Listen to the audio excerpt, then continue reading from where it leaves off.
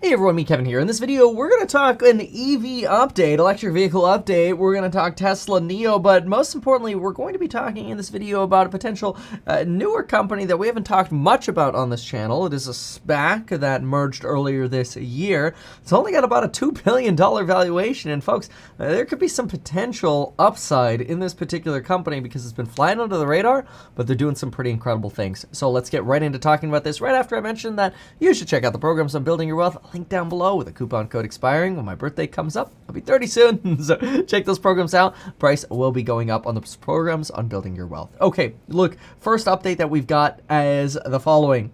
Electric vehicles, and this is a fun fact here, killed 1.5 million barrels per day of oil demand in 2021.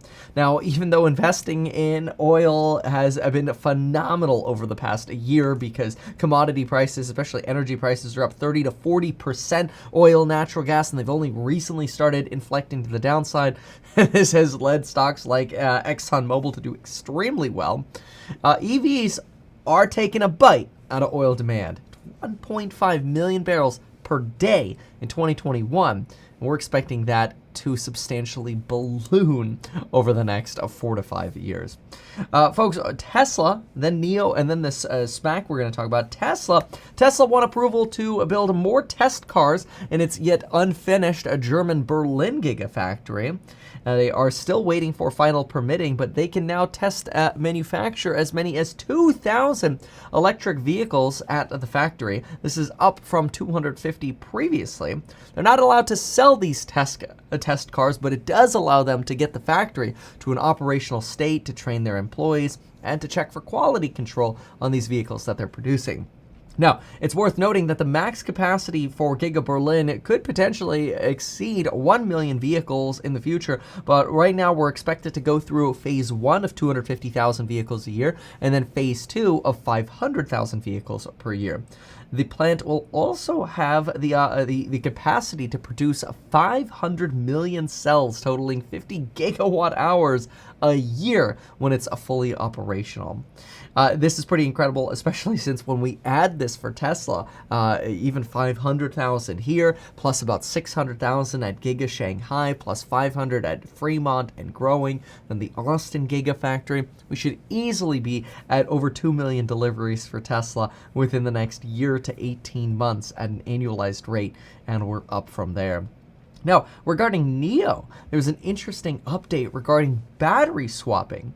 Chinese companies, as companies throughout China, are expecting to build over 8,000 battery swapping stations in 2022 and 26,000 by 2025. Now remember, Tesla used to have battery swapping as a prototype in America.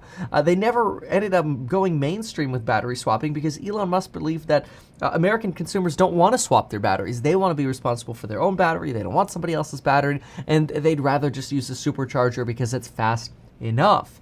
Now, supercharging your Tesla, if it's dead, could still take 40 to 50 minutes to fill up on average. Battery swapping can take as little as 3 minutes. The problem is you've got to build the stations, you've got to have more batteries that are charging, and then more batteries on sort of in inventory, basically, to be prepared for people to pick these batteries up. And so a lot of folks have had complaints about battery swapping, but I'll tell you, if China is planning on building 26,000 battery swapping units by 2025, that tells us something. Now, battery swapping is probably here to stay. Neo is expected to have 4,000 of these units, or 15.3% of all of these units by 2025. The biggest, though, is actually this company called Alton, which I don't believe is a public company. That's AULTON, and they are producing the vast majority of these chargers compared to all of the others, like Geely also producing. Alton expected to produce over 8,000, or over 30% of these battery swapping stations. Not expecting to see these swapping stations in the United States, though who knows, that could change when and if Neo finally delivers vehicles in America. Right now, it seems like they're focusing on the European market, especially Norway, which has an extremely high EV adoption rate. All right, folks, now let's talk about this SPAC that has definitely had some massive pain on the charts. This is a SPAC that, well, $10 par value ran all the way up to $31 in January of 2021. It today sits at about $10. Just recently, in the last couple of weeks, it hit a low of $8.26. And the company we're talking about is a $2 billion company, and it is a company that is potentially slated to go to the moon, especially following the passage of the bipartisan infrastructure plan and the implementation of $5 billion in investments into, folks, electric buses. Proterra is the company. It was a merger between the ArcLight SPAC and Proterra. And Proterra is now a public company, again, trading for about $10, roughly its SPAC par value. Lockups for the company are not expected to expire, at least the SPAC lockups, until the company trades over $20. So some insulation here from lockups. And Proterra estimates that their current addressable market is over $260 billion.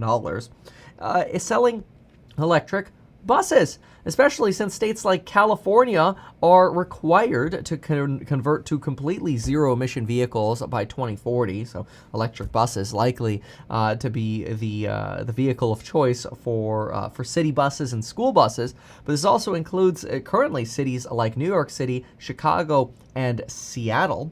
Proterra conducts about 80% of their revenue by selling city buses, and the other 20% is made up of chargers and school buses at this point, though this dynamic could change. They only delivered 5 vehicles in Q3 of 2021. We'll see what Q4 numbers look like when earnings come out, but they are expecting $407 million in revenue in 2022, which means they're really only selling for about 5 to 6 times 2022 sales. Relatively low, especially compared to when the SPAC merger was conducted and some of the euphoria we've seen on the chart previously. They're expecting $784 million, or nearly a doubling from 2022 and 2023. That would put you at a price-to-sales ratio of about 3 out to 2023. No current path to profitability, and that's because the company is spending money substantially trying to expand their business operations. They do have over $600 million available in cash, currently burning about $50 to $60 million per quarter. That gives them a nice run rate of about potentially up to a couple of years in cash.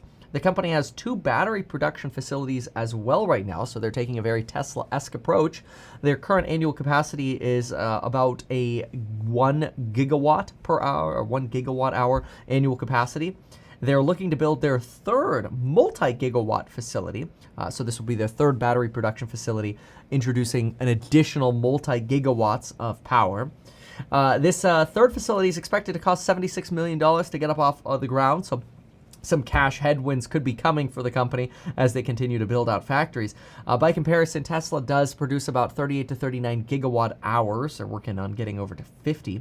Proterra, also provides chargers for commercial vehicle operators, and really their goal is to create a mini EV ecosystem, and this is pretty much the goal of any electric vehicle company. When you look at Rivian, they're trying to get their customers to use their chargers, their charging products, to buy their charging services, charging and destination chargers throughout. This is a very common additional revenue model for EVs, so nothing super proprietary here.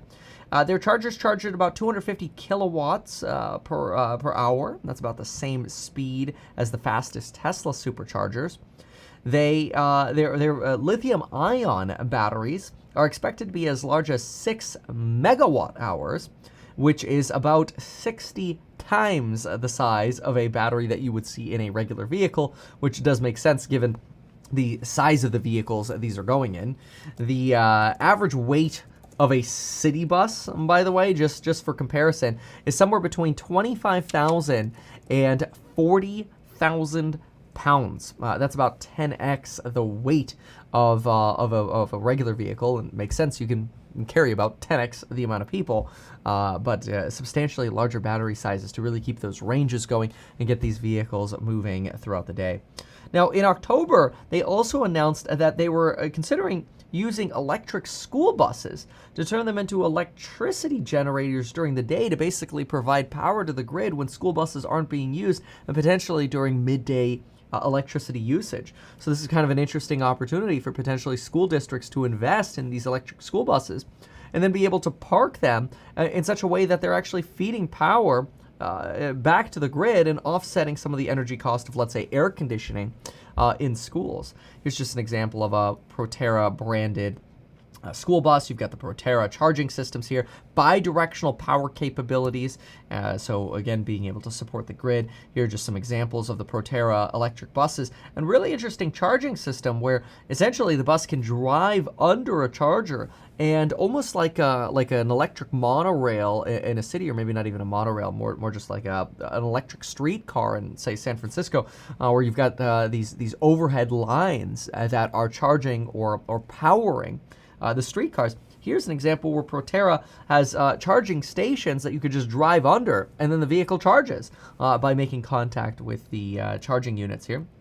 So overall, Proterra is something some folks are beginning to speculate might be hit with a rotation here. Though you got to remember, this is a small cap. When you're under $5 billion, you're relatively small. Under $2 billion is technically the definition of small cap, though that continues to shift. And around $2 billion, that makes them a prime target for hedging for short sellers right now. The company has a current short interest of 6.37%. That is up from the low 4% just 4 weeks ago. So you've definitely seen an increase in the shorts, and this could be one of the things that is depressing the stock. So you do have some potential capital calls coming up as they expand their battery facilities and they expand their production.